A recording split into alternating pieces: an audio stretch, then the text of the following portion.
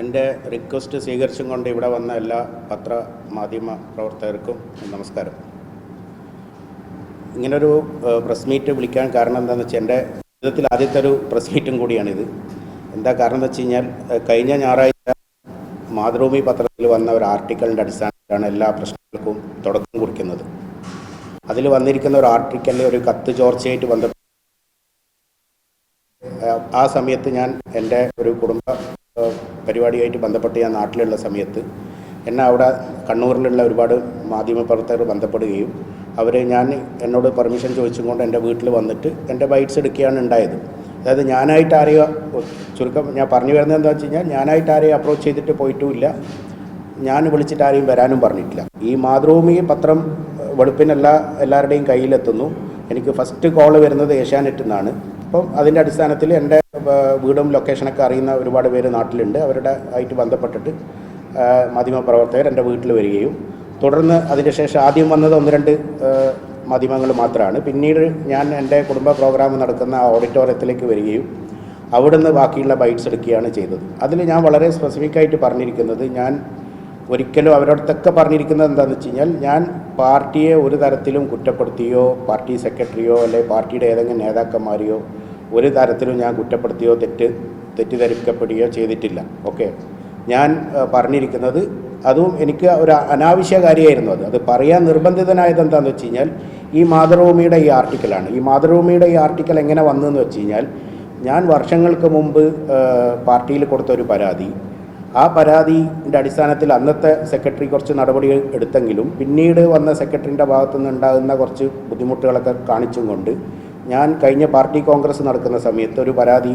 അതിൻ്റെ ആദ്യം കൊടുത്ത മലയാള പരാതിയുടെ പരിഭാഷ, ഇംഗ്ലീഷ് പരിഭാഷ ഒരു പോളിറ്റ് ബ്യൂറോ മെമ്പറിന് കൊടുക്കുകയും അതിൻ്റെ അടിസ്ഥാനത്തിൽ ആ പാർട്ടി കോൺഗ്രസ്സിൽ നിന്ന് ഈ ഇന്നത്തെ ഈ വിഷയത്തിന് കാരണക്കാരനായവനെ പാർട്ടി കോൺഗ്രസ് എന്ന് അതുമായിട്ട് ബന്ധപ്പെട്ടിട്ട് ഞാനും അന്ന് മധുരയിലുണ്ടായിരുന്നു.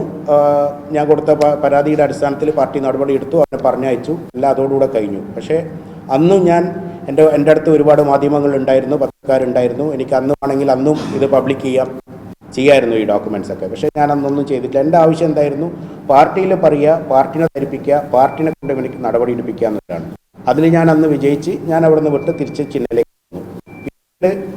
പിന്നീട് ശേഷം എനിക്കൊരു ഡൽഹി ഹൈക്കോടതിയുടെ ഒരു നോട്ടീസാണ് വരുന്നത്. ആ നോട്ടീസിൻ്റെ കൂടെ ഞാൻ പാർട്ടിയിൽ കൊടുത്തിരിക്കുന്ന മുമ്പ് 2022 കൊടുത്തതല്ല, 2025 കൊടുത്ത ഇംഗ്ലീഷ് വേർഷൻ കംപ്ലൈൻ്റ് ആണ് കോർട്ടിൽ എക്സിബിറ്റ് 1 ആയിട്ട് ഇദ്ദേഹം ഫയൽ ചെയ്തിട്ടുള്ളത്.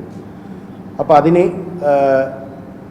അദ്ദേഹത്തിന് അത് കയ്യിൽ കിട്ടണമെങ്കിൽ പാർട്ടീൻ്റെ ഘടകങ്ങളിൽ നിന്ന് മാത്രമേ കിട്ടുള്ളൂ. കാരണം വെച്ചാൽ ഞാൻ ആ ഡോക്യുമെൻ്റ് എവിടെയും പബ്ലിക് ചെയ്തിട്ടില്ല. അതിൽ ഞാൻ ഇന്നും ഉറച്ചു നിൽക്കുന്നുണ്ട്. ഞാൻ ചെയ്തിരിക്കുന്ന മലയാളത്തിലുള്ള വർഷങ്ങൾക്ക് 3 വർഷം മുമ്പ് മലയാളത്തിൽ കൊടുത്ത ലെറ്ററുകൾ അന്ന് പബ്ലിക് ചെയ്യപ്പെട്ടെങ്കിലും ഇംഗ്ലീഷിൽ പുതുതായി ഉണ്ടാക്കിയ ലെറ്റർ ഇത്ര 3 മാസത്തിൻ്റെ ഇടയിൽ ഒരാളുടെ കയ്യിലെത്തണമെങ്കിൽ അത് എനിക്ക് 1-2 പേരെ സംശയമുണ്ട്. അങ്ങനെ അദ്ദേഹത്തിന് ഇത് കിട്ടാൻ മാർഗമുള്ളൂ, അല്ലാതെ പാർട്ടിയിൽ മറ്റ് നേതാക്കന്മാരുടെ ഇത് കിട്ടാൻ യാതൊരു മാർഗവുമില്ല. കാരണം എന്താ വെച്ച് കഴിഞ്ഞാൽ എല്ലാവർക്കും ഇദ്ദേഹത്തിനെ പറ്റി അറിയാം. പാർട്ടി സെക്രട്ടറിയുടെ മകൻ ഇദ്ദേഹമായിട്ട് ബന്ധം പുലർത്തുന്നതിനുള്ള തെളിവുകൾ എൻ്റെ കയ്യിലുണ്ട്. അതുകൊണ്ടാണ് ഞാൻ അങ്ങനെ ഒരു സംശയം മാത്രമാണ് പറഞ്ഞത്. അതും തീർത്ത് ഉറപ്പിച്ച് പറഞ്ഞിട്ടില്ല. എനിക്കുള്ള സംശയം അദ്ദേഹത്തിൻ്റെ മകനിൽ കിട്ടിയിട്ടുണ്ടായിരുന്നു. അതിനെതിരെ എനിക്ക് അദ്ദേഹം വക്കീൽ നോട്ടീസ് അയച്ചു.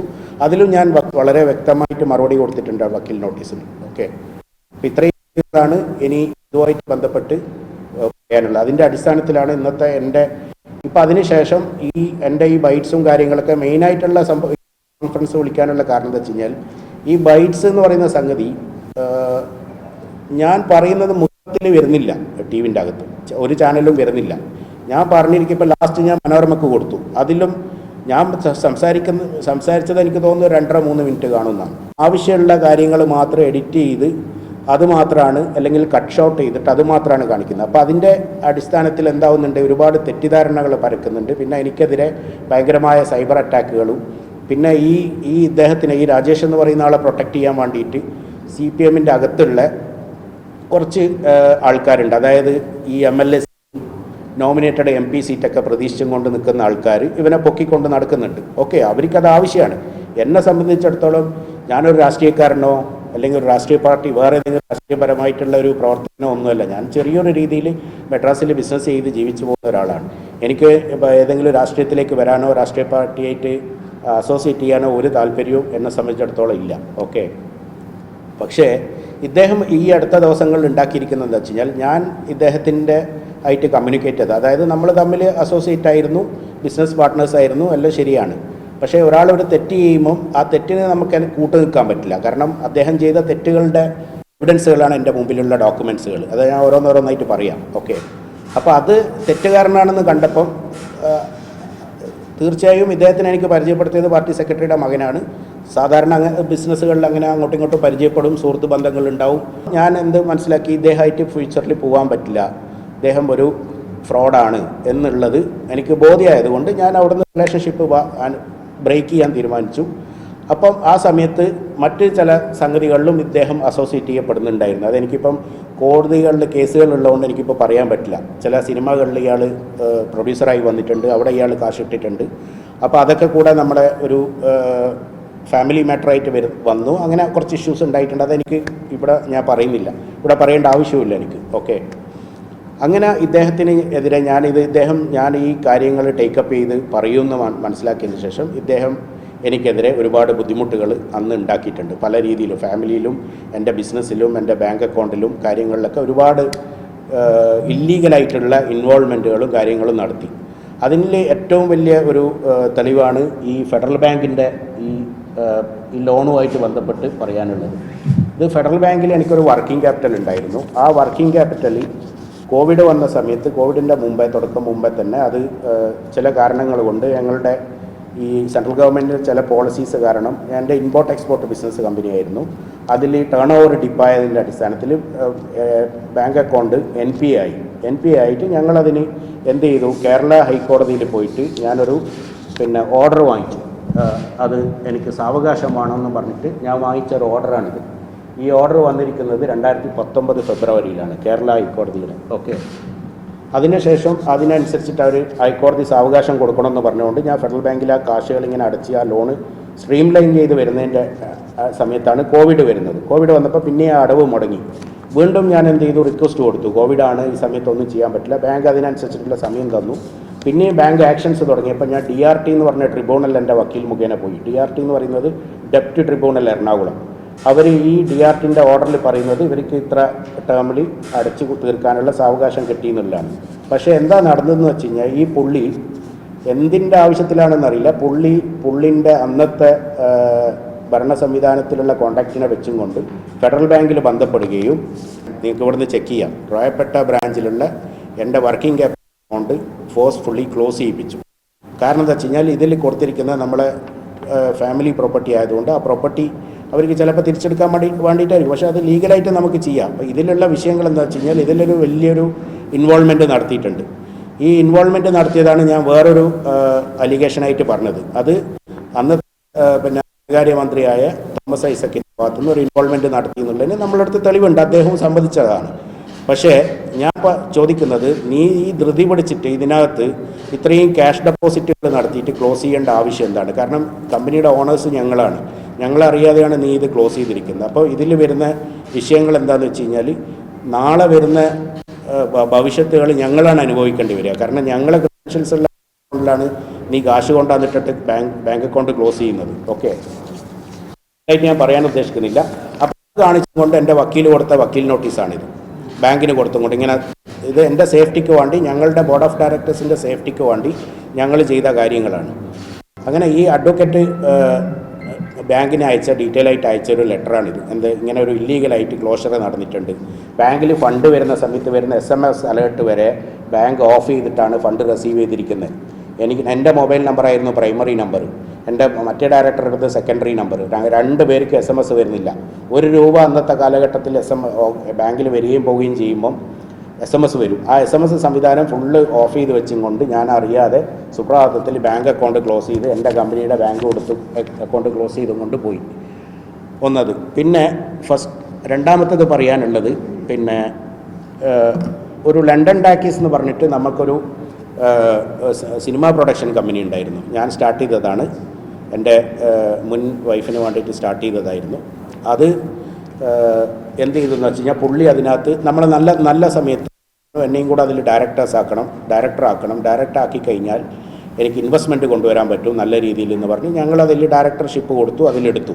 പുള്ളി പക്ഷേ എന്ത് ചെയ്തു എന്ന് വെച്ച് കഴിഞ്ഞാൽ ഈ കമ്പനിയുടെ അതേ പേരിൽ ഈ കമ്പനിയിൽ ഡയറക്ടറായിട്ട് അതിൻ്റെ ഡോക്യുമെൻറ്റ്സ് ഫാബ്രിക്കേറ്റ് ചെയ്തിട്ട് ലണ്ടൻ ടാക്കീസ് പ്രൈവറ്റ് ലിമിറ്റഡ് എന്നുള്ള കമ്പനി അതേ ഡോക്യുമെൻറ്റ്സ് ഫാബ്രിക്കേറ്റ് ചെയ്തുകൊണ്ട് ലണ്ടൻ ടാക്കീസ് LLP എന്ന് പറഞ്ഞിട്ട് ഒരു LLP ഫേം തുടങ്ങി. ഓക്കെ, അതേ പേരിൽ മനസ്സിലാക്കണം.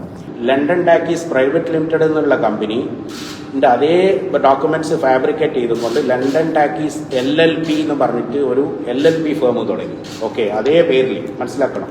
ഈ കമ്പനി ഇപ്പോഴും ആക്റ്റീവായിട്ട് നിൽക്കുകയാണ്. അതെങ്ങനെ അവർക്ക് നെയിം അപ്രൂവൽ കിട്ടിയെന്നൊക്കെ ഉള്ളത് ഞാൻ അതിനെതിരെ എറണാകുളം ROCയിൽ പരാതി കൊടുത്തതാണ്. അവിടുന്ന് റെസ്പോൺസ് ഒന്നും ഉണ്ടായിട്ടില്ല. ഓക്കെ, ഇതാണ് വേറൊരു കാര്യം. പിന്നെ coming back to the police complaint. ഈ പുള്ളിക്കാരനെതിരെ ഞാൻ ഫസ്റ്റ് കൊടുക്കുന്ന കംപ്ലൈൻറ്റ് 4/9/2021 4/9/2021 പത്തനംതിട്ട പോലീസ് സ്റ്റേഷൻ അതിൽ തുണ എന്ന് പറഞ്ഞ പോലീസിൻ്റെ പോർട്ടൽ മുഖേന പത്തനംതിട്ട പോലീസ് സ്റ്റേഷനിൽ കൊടുത്ത പരാതിയാണ്. FIR ആയില്ല, ഇൻഫ്ലുവൻസ് കാരണം കേസ് ക്ലോസ് ചെയ്തു. അവർ ക്ലോസ് ചെയ്ത റീസണൊക്കെ കേൾക്കുകയാണെങ്കിൽ നിങ്ങളൊക്കെ ഭയങ്കര ജോക്കാണ്, അതൊക്കെ പിന്നീട് ഞാൻ പറയാം. ഓക്കെ, രണ്ടാമത്തെ കംപ്ലൈൻറ്റ് ഞാൻ ഈ പാർട്ടിക്കെതിരെ അന്ന് 2022 പാർട്ടിക്കെതിരെ പാർട്ടിയിൽ ഇവനിക്കെതിരെ പരാതി കൊടുത്ത സമയത്ത് അവിടുന്ന് കുറച്ച് കഴിഞ്ഞപ്പോഴാണ് കണ്ണൂരിൽ പാർട്ടി കോൺഗ്രസ് നടക്കുന്നത്. കഴിഞ്ഞ പാർട്ടി കോൺഗ്രസ് ഇപ്രാവശ്യത്തെ മധുരയിലാണ്. അതിന് ഞാൻ അവിടെ എന്നെ വിളിച്ചു വരുത്തിയതിൻ്റെ അടിസ്ഥാനത്തിൽ ഞാൻ ഇവിടുന്ന് കണ്ണൂരിൽ പോയിരുന്നു. 1-2 നേതാക്കന്മാർ എന്നെ വിളിച്ച് നേരിൽ കാണുമെന്ന് പറഞ്ഞുകൊണ്ട് ഞാൻ പോയി. ആ പോയ സമയത്ത് ആ പാർട്ടി കോൺഗ്രസ്സിൽ വെച്ച് പന്തലിൽ വെച്ചിട്ട് ഇവൻ എന്നെ ആക്രമിച്ചിട്ട് അന്ന് എനിക്ക് എൻ്റെ കാലിൻ്റെ നഖമൊക്കെ കട്ടായിട്ട് ബ്ലഡൊക്കെ വന്നതാണ്. അതിൻ്റെ മെഡിക്കൽ റിപ്പോർട്ട് അടക്കമുള്ള പരാതിയാണ് ഈ പേപ്പർ. ഇത് കണ്ണൂർ സിറ്റി പോലീസ് സ്റ്റേഷനിൽ ഇന്നും FIR ആവാതെ കിടക്കുകയാണ്. ഇപ്പോൾ ഇതിനെതിരെ ഞാൻ ഹൈക്കോടതിയിൽ പോയിട്ട് ഹൈക്കോടതി അത് ജുഡീഷ്യൽ മജിസ്ട്രേറ്റിൻ്റെ മുമ്പിൽ പോയി പരാതി പറയണമെന്ന് പറഞ്ഞിട്ട് അത് കണ്ണൂർ ജില്ലാ കോടതിയിലേക്ക് റീഡയറക്റ്റ് ചെയ്തിട്ടുണ്ട്. അപ്പോൾ ഇതെന്തായാലും FIR ആവുമെന്ന് വിചാരിക്കുന്നു. പിന്നെ മൂന്നാമത്തെ പരാതി ഇപ്പോൾ ഈ 26/10/2024 എന്താണെന്ന് വെച്ച് കഴിഞ്ഞാൽ പുള്ളിക്കാരൻ തുടർച്ചയായിട്ട് തന്നെ ഫേസ്ബുക്കിൽ കഴിഞ്ഞ 2-3 വർഷമായിട്ട് ഫേസ്ബുക്കിൽ പിന്നെ പോസ്റ്റ് ഇട്ടുകൊണ്ടിരിക്കുകയാണ്. പോസ്റ്റ് എടുത്തതെന്ന് പറഞ്ഞാൽ ഞാനും ഇടുന്നുണ്ട്, ഞാൻ ഇല്ലയെന്ന് പറയുന്നില്ല. പുള്ളിയുടെ ഓരോ ആക്ടിവിറ്റിക്കെതിരെ ഞാനും ഇടുന്നുണ്ട്. പക്ഷേ ഇതൊരു പച്ച കളവാണ് ഈ പോസ്റ്റിനെ ബേസ് ചെയ്തിട്ട് പറഞ്ഞിരിക്കുന്നത്. അതെന്താണെന്നുള്ളത് ഞാനതിൽ എൻ്റെ ഫേസ്ബുക്കിൽ തന്നെ ഞാൻ പറഞ്ഞിട്ടുണ്ട്. അതിനെതിരെ ഞാൻ കൊടുത്തൊരു പരാതിയാണ് 26/10/2024. പിന്നെ സഖാവ് MV ജയരാജൻ്റെ റിപ്ലൈ ഞാൻ കണ്ടു. ഈ കോടതി കാര്യം പുള്ളിൻ്റെ അടുത്ത് എനിക്ക് പറയാനുള്ളത്, പുള്ളി ആദ്യം പുള്ളിൻ്റെ അവിടെ സംസ്ഥാന സെക്രട്ടേറിയറ്റിൽ AKG സെൻറ്ററിൽ ഞാൻ കൊടുത്ത കത്തുണ്ട്. അത് ആദ്യം എന്താണെന്ന് എടുത്ത് വായിക്കണം.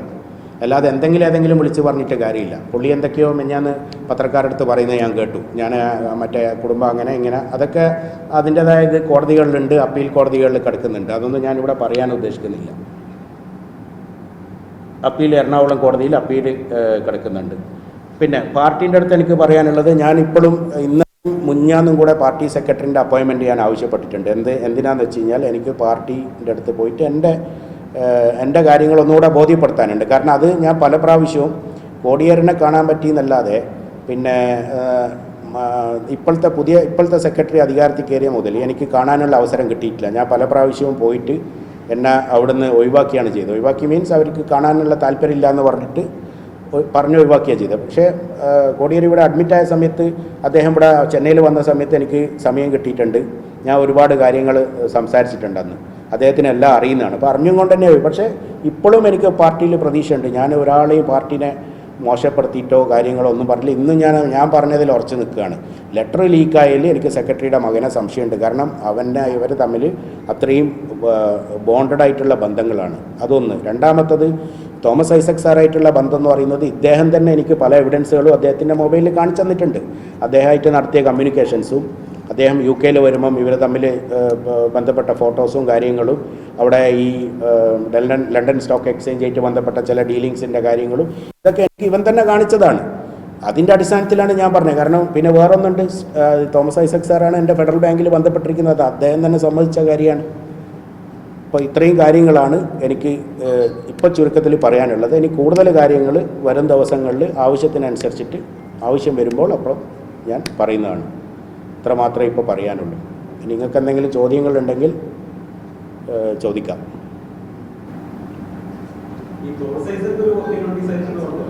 തോമസ് ഐസക് സാറിൻ്റെ വക്കീൽ നോട്ടീസ് ഇമെയിൽ മുഖേന വന്നിട്ടുണ്ട്. ഒരാഴ്ച സമയമുണ്ട്. ഞാൻ ഗോവിന്ദമാഷിക്ക് മറുപടി കൊടുത്തത് ഞാൻ സർക്കുലേറ്റ് ചെയ്തല്ലോ, അതേപോലെ അത് മറുപടി കൊടുത്തു കഴിഞ്ഞാൽ അത് ഞാൻ കോപ്പി ഷെയർ ചെയ്യുന്നതാണ്.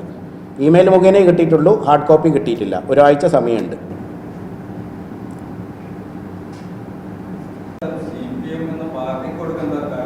അല്ല അതെ അതൊരു നല്ല ചോദ്യമാണ്. അതായത് ഇപ്പോൾ ഇന്നലെയും മെഞ്ഞാന്നായിട്ടെല്ലാം കുറച്ച് സംഭവങ്ങൾ നടന്നില്ലേ, നമ്മളൊരു കോൺഗ്രസ് MLA ആയിട്ട് ബന്ധപ്പെട്ടിട്ട് എവിടെയാണ് പരാതികൾ പോയത്? എല്ലാം AICC, KPCC. അപ്പോൾ പാർട്ടിയിൽ നടക്കുന്ന കാര്യങ്ങൾ നമുക്ക് പാർട്ടി ഫോറത്തിലാണ് നമ്മൾ ആദ്യം പറയുക. കാരണം ഞാനൊരു പണ്ടുകാല പാർട്ടി പ്രവർത്തകനാണ്. ഞാൻ പിന്നെ അതൊക്കെ വിട്ടിട്ട് വന്ന് ചെന്നൈയിലേക്ക് വന്ന ആളാണ്. ഓക്കെ, ജോലിയായിട്ടാണ് ബന്ധപ്പെട്ട് നമ്മളെ വിഷയങ്ങളായിട്ട് ബന്ധപ്പെട്ടപ്പോൾ നമുക്ക് ആ സമയം വരുമ്പോൾ നമ്മളെല്ലാത്തിൽ നിന്ന് മാറണം. അപ്പോൾ പാർട്ടിയിലാണ് ഞാൻ 2022 പരാതി കൊടുത്തത്. കാരണം എനിക്ക് പാർട്ടിക്കാണ് കൊടുക്കേണ്ടത്. പിന്നെ അതുമാത്രമല്ല, ഇത്രയും പരാതികൾ പോലീസിന് കൊടുത്തിട്ടുണ്ട്. പോലീസ് എന്തുകൊണ്ട് നടപടിയെടുത്തില്ല? 2021 മുതൽ പോലീസിൽ കൊടുത്ത പരാതികളുടെ കോപ്പിയാണ് ഇതൊക്കെ. എന്തുകൊണ്ട് നടപടിയെടുത്തില്ല? പാർട്ടിയിലും പോലീസിലും അല്ലാതെ ഞാൻ മീഡിയൻ്റെ അടുത്ത് വന്നിട്ട് ഇത് പറഞ്ഞാൽ എനിക്കെന്ത് കിട്ടാനാ? ഞാനൊരു പൊളിറ്റീഷ്യനല്ല. ഞാൻ മറ്റേ CPM തേജോവധം ചെയ്തിട്ട് CPM താറടിച്ച് കാണിച്ചിട്ട് എനിക്കൊന്നും നേടാനില്ല. കാരണം എൻ്റെ കുടുംബവും എല്ലാ ആൾക്കാരും എല്ലാം വോട്ട് ചെയ്യുന്ന ഒരു പാർട്ടിയാണ് ഇന്നും. ആ പാർട്ടിനെ ഞാൻ മീഡിയൻ്റെ മുമ്പിൽ വന്ന് പറയണം. ഇപ്പോൾ ഇതന്നെയാണെങ്കിൽ എനിക്കിപ്പോൾ ഈ ചെന്നൈ പ്രസ് ക്ലബ്ബിൽ ഇദ്ദേഹത്തിന് എനിക്ക് എത്രയോ കാലമായിട്ട് അറിയാം, ജേക്കബ് സാറിനെ. എനിക്ക് ഇവിടെ ഒരു പ്രസ് മീറ്റ് വിളിച്ചാൽ പോരെ? ഞാൻ ചെയ്തോ? മധുരയിൽ അവിടെ അന്ന് എനിക്കൊരു പ്രസ് വിളിച്ചിട്ട് സംസാരിച്ചാൽ പോരായിരുന്നോ? എൻ്റെ പരാതിയുടെ അടിസ്ഥാനത്തിലാണ് ഞാൻ പുറത്താക്കിയെന്നുള്ളത്. ഞാൻ ചെയ്തോ? ഇല്ലല്ലോ. കാരണം ഇതൊരു മീഡിയയിൽ ഞാൻ പറയേണ്ട ഒരു ആവശ്യമില്ല. ഇത് ഞാനും എൻ്റെ കുടുംബത്തിൽ ഒരുപാട് നഷ്ടങ്ങൾ ഉണ്ടായിട്ടുണ്ട്. കാരണം നഷ്ടം സംഭവിച്ചു, അതിനെ ഒരിക്കലും തിരിച്ചു വരാൻ പോകുന്നില്ല. അതൊക്കെ അത് ഇറ്റ്സ് എ ഡിഫറെൻറ്റ് സ്റ്റോറി. പക്ഷേ ഇദ്ദേഹം കാരണം ഞാൻ മാത്രമല്ല, വേറെയും ഈ പത്തനാപുരം ഏരിയ കമ്മിറ്റി മെമ്പറുടെ മകൻ്റെ കഥ പറഞ്ഞല്ലോ, അവന് ഒരു അദ്ദേഹം എനിക്ക് തന്ന എവിഡൻസുകൾ എൻ്റെ മെയിൽ ഇൻബോക്സിൽ ഇപ്പോൾ ഉണ്ട് ഇവനെ പറ്റിയിട്ട്. അദ്ദേഹം കൂടെ സഹായിച്ചിരുന്നു എനിക്ക് എൻ്റെ ഈ ലെറ്റർ ഡ്രാഫ്റ്റ് ചെയ്യാൻ വേണ്ടിയിട്ട് CPM കൊടുത്തത്. അപ്പോൾ പല ആൾക്കാരുണ്ട്. അപ്പോൾ ഞാൻ ഇത് പാർട്ടിക്ക് കൊടുത്തിട്ട് ഇത്രയും ഫൈറ്റ് ചെയ്തതെന്താണെന്ന് വെച്ചാൽ ഇവൻ മൂല്യം എന്നെ ഒരാൾ ഇതേപോലെ ട്രാപ്പിൽ പെടാൻ പാടില്ല എന്നാണ്. പിന്നെ എനിക്കുള്ള ചോദ്യം, ഇതിൻ്റെ പുറമെ ഇത്രയും സിനിമകളിൽ ഈ അടുത്ത് ഇവൻ ഫണ്ട് ചെയ്തിട്ടുണ്ട്. എവിടെ നിന്നാണ് കാശ്? നീ ഒരു ബിസിനസ് ചെയ്യുന്നില്ല, നീ ഒരു എംപ്ലോയ്മെൻ്റ് ഇല്ല, വൈഫിന് എന്തോ ഒരു ജോലി അവിടെ ഉണ്ട്, ഓക്കെ അപ്പോൾ നിങ്ങൾക്ക് ഈ കോടികൾ കൊണ്ടുള്ള കളി എവിടെ നിന്നാണ്? ബിസിനസ് ക്ലാസ്സിലാണ് ഫുള്ള് യാത്ര. ബിസിനസ് ക്ലാസ്സിൽ യാത്ര ചെയ്യുന്നു. കേരളത്തിൽ വന്നു കഴിഞ്ഞാലും ബാംഗ്ലൂരും ചെന്നൈയിലൊക്കെ വന്നു കഴിഞ്ഞാൽ 5 സ്റ്റാർ അല്ലെ 7 സ്റ്റാർ ഹോട്ടലിലാണ് ദിവസങ്ങളോളം താമസം. എറണാകുളം ഹോളിഡേ ഇൻ ഹോട്ടലിൽ നിങ്ങൾ പോയി, ഹോളിഡേ ഇൻ ഹോട്ടലിൽ മാരിയറ്റ്, തിരുവനന്തപുരത്തെ ഹിൽട്ടൺ ഹോട്ടലുകൾ, ഇത്രയും ഹോട്ടലുകളിൽ പോയിട്ട് നിങ്ങൾ ഡാറ്റ എടുത്തു കഴിഞ്ഞാൽ ഇദ്ദേഹം എത്ര ദിവസം അവിടെ താമസിച്ചിട്ടുണ്ട്, എത്ര രൂപ ബില്ല് അവിടെ അടിച്ചിട്ടുണ്ട് എന്ന് കിട്ടും. നിങ്ങൾ പരിശോധിക്കണം എവിടെ നിന്ന് കാശ് വന്നു. ഒരു വിഭാഗമൊന്നുമില്ല, ഇല്ല. വിരലിലെണ്ണാൻ പറ്റുന്ന കുറച്ച് ആൾക്കാർ, അവരൊക്കെ നാളെ പലതും പാർട്ടിയിൽ നിന്ന് പ്രതീക്ഷിച്ച് നിൽക്കുന്ന ആൾക്കാരാണ്. ഞാൻ അങ്ങനത്തെ ഒരാളല്ല. അതായത് ഞാൻ ഇപ്പോൾ പേര് പറയുന്നില്ല, എന്തിനാണ് വെറുതെ. ഞാൻ പാർട്ടിയായിട്ട് എനിക്കൊരു ബന്ധവുമില്ല, എനിക്ക് വിഭാഗവും അറിയില്ല, ഒന്നും അറിയില്ല. ഞാൻ ഇവിടെ ജീവിക്കുന്ന ഒരാളാണ്. 25 വർഷമായി ഞാൻ ചെന്നൈയിൽ. പാർട്ടിനെ വലിച്ചയച്ചിട്ടില്ലല്ലോ. ഞാനെവിടെയാണ് വലിച്ചയച്ചേ? ഞാൻ വലിച്ചയച്ചിട്ടില്ല. ഈ ദിവസങ്ങളിൽ നടന്ന സംഭവങ്ങൾക്ക് ഞാനിപ്പോൾ മറുപടി പറയുകയാണ്. ഞാൻ എവിടെയും വലിച്ചയച്ചിട്ടില്ല. ഞാൻ വലിച്ചയക്കണമെങ്കിൽ എനിക്കത് ഞാൻ നേരത്തെ പറഞ്ഞല്ലോ, എനിക്ക് അന്നേ ഇതൊക്കെ പബ്ലിക് ചെയ്താൽ പോരായിരുന്നോ? ഞാൻ പാർട്ടിയിൽ കൊടുത്തിട്ട് വീണ്ടും പോലീസിൻ്റെ ഇപ്പോൾ കംപ്ലൈൻറ്റിൻ്റെ മേലെ DGP വരെ കൊടുത്തിട്ട് സമാധാനമായിട്ട് ഇരിക്കല്ലേ ഇത്? ഞാൻ എവിടെയും കൊടുത്തോ? എൻ്റെ ഒരു യൂട്യൂബ് ചാനലിൽ മറുനാടൻ മലയാളി എന്ന് പറഞ്ഞ ഒരു ചാനലിൽ എൻ്റെ ഒരു ഇൻ്റർവ്യൂ വന്നിട്ടുണ്ട്. അത് അദ്ദേഹം കാരണം ഇതെങ്ങനെങ്കിലും ഒന്ന് പുറത്തു കൊണ്ടുവരണമല്ലോ. ഞാനിപ്പോൾ ഇവിടെ അന്ന് നിങ്ങളെ 24ൻ്റെ മനീഷ് അന്ന് ഇവിടെയുള്ള റിപ്പോർട്ടറായിരുന്നു. അദ്ദേഹം ഇവിടുന്ന് എൻ്റെ അടുത്തുനിന്ന് എല്ലാ കാര്യങ്ങളും പറഞ്ഞ് കേട്ടിട്ട് പോയതാണ്. ഒരു ഇൻ്റർവ്യൂ സംഘടിപ്പിക്കാമെന്ന് പറഞ്ഞിട്ട് നിന്നില്ല. പിന്നെ ഞാനും വിട്ടേച്ച്, എന്തിനും ഫോളോ ചെയ്യേണ്ട ആവശ്യമില്ലല്ലോ. ഓക്കെ, മറുനാടിലും ഞാൻ ഈ കത്തും കാര്യങ്ങളൊന്നും കൊടുത്തിട്ടില്ല. അന്നത്തെ ചില കത്തിൻ്റെ ചില ചുരുക്കം വശങ്ങൾ ഞാൻ ആ ഇൻ്റർവ്യൂവിൽ പോയിരുന്ന് പറഞ്ഞിട്ടുണ്ട്. പക്ഷേ കേരളത്തിൽ കൊടുത്ത കത്തുകൾ പിന്നീട് ലീക്കായിട്ടുണ്ട് എന്നുള്ളത് എനിക്ക് മനസ്സിലായി. 2022 കൊടുത്ത കത്തുകൾ. ഓക്കെ,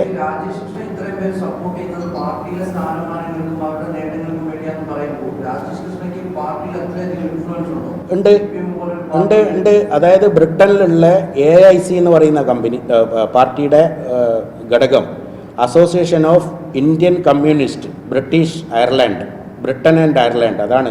നിങ്ങൾ അതിൻ്റെ വെബ്സൈറ്റിൽ പോവുക. Association of British communist association of Indian communist Britain and Ireland. ഈ കമ്പനിയുടെ വെബ്സൈറ്റിൽ പോയി കഴിഞ്ഞാൽ അതിൽ നിങ്ങൾക്ക് കാണാം രാജേഷ് കൃഷ്ണ അവിടുത്തെ ആ സംഘടനയുടെ എക്സിക്യൂട്ടീവ് കമ്മിറ്റി മെമ്പറാണ് ഇന്നും. എക്സിക്യൂട്ടീവ് കമ്മിറ്റി മെമ്പറാണ്. ആ സംഘടനയുടെ ജനറൽ സെക്രട്ടറിക്കും അവിടുത്തെ ജനറൽ സെക്രട്ടറിക്കും ഞാനൊരു പരാതി കൊടുത്തിട്ടുണ്ട്. അയാൾ തള്ളിയത് കാരണം എന്ന് വെച്ച് കഴിഞ്ഞാൽ അയാൾ ഇവനും കൊടുക്കൽ വാങ്ങൽ കേസുകളുണ്ട്. അപ്പോൾ അയാൾക്കൊന്നും ചെയ്യാൻ പറ്റില്ല.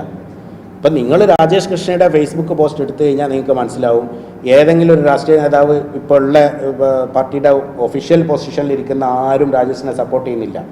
പക്ഷേ സോഷ്യൽ മീഡിയ ഇൻഫ്ലുവൻസ് ചെയ്യപ്പെടുന്ന പ്രൊഫൈൽസ് ഉണ്ടല്ലോ, ഇപ്പോൾ 20,000 30,000 1 ലക്ഷമൊക്കെ ഫോളോവേഴ്സ് ഉള്ള ചില ആൾക്കാരുണ്ട്.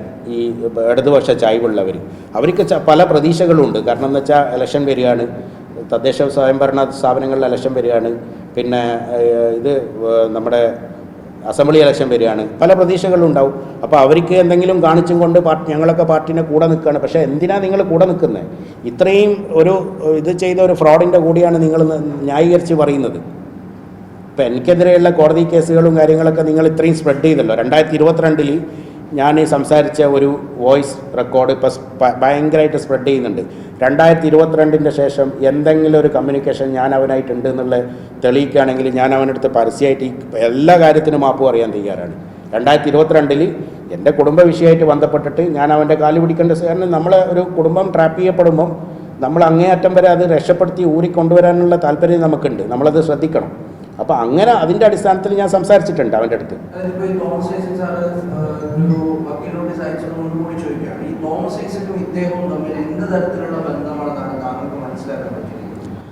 അവർ തമ്മിൽ പല ബന്ധങ്ങളുണ്ട്. അത് പാർട്ടി അന്വേഷിക്കട്ടെ. പാർട്ടി അന്വേഷിക്കല്ലേ, നിങ്ങളെ ഇൻവെസ്റ്റിഗേഷൻ ജേർണലിസ്റ്റ് ഉണ്ടല്ലോ, നിങ്ങൾ അന്വേഷിക്കൂ. അതിൽ നിങ്ങൾ അന്വേഷിച്ച് കണ്ടെത്തൂ എന്തൊക്കെ ബന്ധങ്ങളാണുള്ളതെന്ന്. അവർ തമ്മിൽ ഇപ്പം ഞാനൊരു കാര്യം ചോദിക്കട്ടെ. ഒരു സംസ്ഥാനത്തിൻ്റെ മുഖ്യമന്ത്രി ധനകാര്യമന്ത്രിയൊക്കെ ഒരു സ്റ്റോക്ക് എക്സ്ചേഞ്ചിൽ പോവുകയാണ് ഒഫീഷ്യലായിട്ട് ഒരു കാര്യത്തിന് വേണ്ടി. അവിടെ ഈ പാർട്ടിയുടെ ഒരു ആരുമല്ലാത്ത ഒരാൾ, അവിടുത്തെ ഒരു ഘടകത്തിൻ്റെ ഒരു എക്സിക്യൂട്ടീവ് മെമ്പർ, എന്താണ് ഇദ്ദേഹത്തിന് കൂടെ കൈപിടിച്ച് കയറ്റാൻ മാത്രമുള്ള ബന്ധം? ആ ഫോട്ടോകളെല്ലാം വ്യാപകമായിട്ട് പ്രചരിക്കപ്പെട്ടതല്ലേ. അപ്പോൾ അത് കാര്യങ്ങൾ അതിൽ നിന്ന് ബോധ്യമല്ല എന്താ ബന്ധങ്ങൾ എന്നുള്ളത്. അതെ, ഞാൻ മെയിലിൻ്റെ കോപ്പി കണ്ടില്ലേ, ഇത്രയും എൻക്ലോഷറുകൾ എന്തൊക്കെയാണെന്നുള്ള എൻ്റെ അടുത്ത് ഉള്ളത്. പിന്നെ നിങ്ങൾക്ക് കൂടുതൽ തെളിവുകൾ വേണമെങ്കിൽ നിങ്ങളിപ്പോൾ ഈ സംഗതികളൊക്കെ എനിക്കിപ്പോൾ കിട്ടിയതാണ്. ഈ കമ്പനിയുടെയൊക്കെ ബാങ്ക് അക്കൗണ്ട് ഇപ്പോൾ അവിടെ UK ആൾക്കാർ പറയുന്നത് എന്താ വെച്ച് കഴിഞ്ഞാൽ UK ഒരു ഭയങ്കരമായിട്ടൊരു പ്രൈവസി പ്രൊട്ടക്റ്റ് ചെയ്യുന്ന ഒരു രാജ്യമാണ്. അപ്പോൾ അവിടെ വേറൊരാളുടെ ബാങ്ക് അക്കൗണ്ടും കാര്യങ്ങളൊക്കെ വേറെ തേർഡ് പാർട്ടിക്ക് പോയിട്ട് ആക്സസ് ചെയ്യാൻ അത്ര എളുപ്പമല്ല. അപ്പോൾ നിങ്ങൾ എന്ത് ചെയ്യണമെന്ന് വെച്ച് കഴിഞ്ഞാൽ പിന്നെ ലീഗലായിട്ട് ഇവിടെയുള്ള സെൻട്രൽ ഗവൺമെൻറ്റിൻ്റെ ഇൻവെസ്റ്റിഗേഷൻ ഏജൻസി മുഖേന നിങ്ങൾക്ക് ആക്സസ് ചെയ്യാൻ പറ്റും ഈ ഡാറ്റകളൊക്കെ. ഇതിൽ എത്ര ട്രാൻസാക്ഷൻ നടന്നിട്ടുണ്ട്, എത്ര രൂപയുടെ ഇൻവേർഡ് വന്നിട്ടുണ്ട്, എത്ര രൂപയുടെ ഔട്ട്വേർഡ് വന്നിട്ടുണ്ട്, ആ ഇൻവേർഡ് എവിടെയാണ് സോഴ്സ് വന്നിട്ടുണ്ടെങ്കിൽ ആ ഇൻവേർഡിൻ്റെ സോഴ്സ് എന്താണ്, ഓക്കെ, ഇത്രയുള്ള കാര്യങ്ങൾ ഇൻവെസ്റ്റിഗേഷൻ. ഇപ്പോൾ EDയുടെ പരാതി എൻ്റെത് ഇപ്പോൾ ലൈവിലാണ്. ഞാൻ അതിനെതിരെ കൊടുത്ത RTA പെറ്റീഷന് മറുപടി എനിക്ക് കിട്ടിയിട്ടുണ്ട്. EDക്ക് ഞാൻ കൊടുത്ത പെറ്റീഷൻ ഇപ്പോൾ ലൈവിലാണ് പുള്ളിക്കെതിരെ. അപ്പോൾ അതൊക്കെ ഒന്ന് എടുത്ത് അന്വേഷിക്കുകയാണെങ്കിൽ നമുക്ക് കാര്യങ്ങൾ കിട്ടും, കാര്യങ്ങൾ പുറത്തു കൊണ്ടുവരാൻ പറ്റും. പിന്നെ ഈ പുള്ളിക്ക് ഈ പ്രോപ്പർട്ടി വാങ്ങാനുള്ള കാശ് അന്ന് അവിടെ ഇല്ല എന്നുള്ള കാര്യം ഉറപ്പാണ്. ഇനിയിപ്പം ഇന്ത്യയിൽ നിന്ന് കാശ് അങ്ങോട്ട് കൊണ്ടുപോയതാണെങ്കിലും അതിനും ചില നിയമങ്ങൾ ഇവിടെ ഉണ്ട്.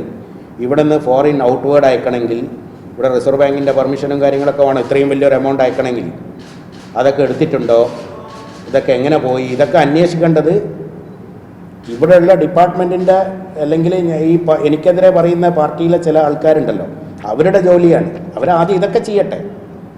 എൻ്റെ പേരിൽ എന്തെങ്കിലും ഒരു അലിഗേഷൻ അവർക്ക് ആർക്കെങ്കിലും പറയാൻ പറ്റുമോ? എൻ്റെ ഒരു കുടുംബ കേസുണ്ട്. ആ കുടുംബ കേസും ഈ പുള്ളി കാരണം വന്നതാണ്. ആ പുഴു എന്ന് പറഞ്ഞ മൂവി കാരണം വന്നതാണ്. അതിലുണ്ടായ അഭിപ്രായ വ്യത്യാസത്തിലാണ് അവൻ അപ്പോഴത്തേക്ക് ആ പടത്തിൽ കൊണ്ടുപോയി കാശിട്ട് ഇൻവെസ്റ്റ് ചെയ്ത് ആ പോകുന്നുള്ള രീതിയിൽ തീർത്ത കുടുംബ പ്രശ്നമാണ്. അതും ഇതുമായിട്ട് ബന്ധപ്പെട്ടാണ്. അല്ലാതെ എൻ്റെ പേരിൽ എന്തെങ്കിലും ഒരു അലിഗേഷൻ എന്തൊക്കെയോ പറയുന്ന കേട്ടോ, ഞാൻ ആരൊക്കെയോ കാശ് പറ്റിച്ചെന്നൊക്കെ. എവിടെയെങ്കിലും ഒരു FIR ഉണ്ടോ, എന്തെങ്കിലും ഒരു പോലീസ് കേസ് ഉണ്ടോ, ഏതെങ്കിലും ഒരു കോടതിയിൽ കേസുണ്ടോ? എൻ്റെ കോടതിയിലുള്ള കേസുകൾ ആകെ ഇപ്പം ഡൽഹി ഹൈക്കോർട്ടിൽ ഇവൻ്റെ ഡിഫമേഷൻ, അല്ലാതെ എറണാകുളം ജില്ലാ കോടതിയിൽ ഒരു കേസുണ്ട്, ഒരു അപ്പീൽ, ബാക്കി അവിടെ എറണാകുളം ഫാമിലി കോർട്ടിലൊരു കേസുണ്ട്. ഇത്രയേ ഉള്ളൂ.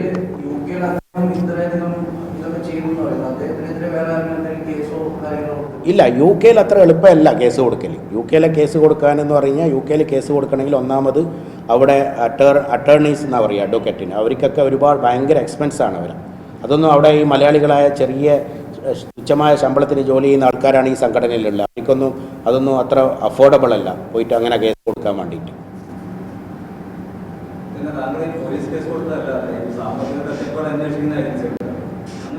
അതെ, ഇതാ ഇൻകം ടാക്സിന് കൊടുത്തിട്ടുണ്ട്. ഇൻകം ടാക്സിൻ്റെ കേസും ലൈവിലാണ്. ഇപ്പോൾ ഇന്നലെ എനിക്ക് കോൾ വന്നിരുന്നു. ഇന്നലെ ഈ ന്യൂസുകളൊക്കെ വന്നപ്പോൾ അവിടുന്ന് കോൾ വന്നിട്ടുണ്ട്. ഇത് ജോയിൻറ്റ് കംപ്ലയിൻ്റ് ആണ് before the director general police Kerala, directorate general of income tax investigation Kochi Kerala. ഇത് ജോയിൻറ്റ് കംപ്ലയിൻ്റ് ആണ്. എന്ന് കൊടുത്തത് ഇത് ജൂലൈ 12, 2023. അവർ ശരിക്കും അന്വേഷിക്കേണ്ടതായിരുന്നു. പക്ഷേ ഇപ്പോഴും അവർ ലൈവാന്നാണ് പറയുന്നത്. അതെന്താണെന്നുള്ളത് അറിയില്ല.